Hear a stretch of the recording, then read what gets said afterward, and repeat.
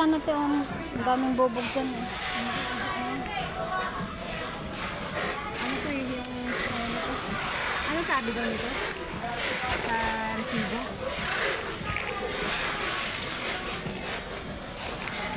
Durog naman to, parang dinurog ko ha. Ano sabi daw doon, Day? Wala. Ikaw na search nito, diba?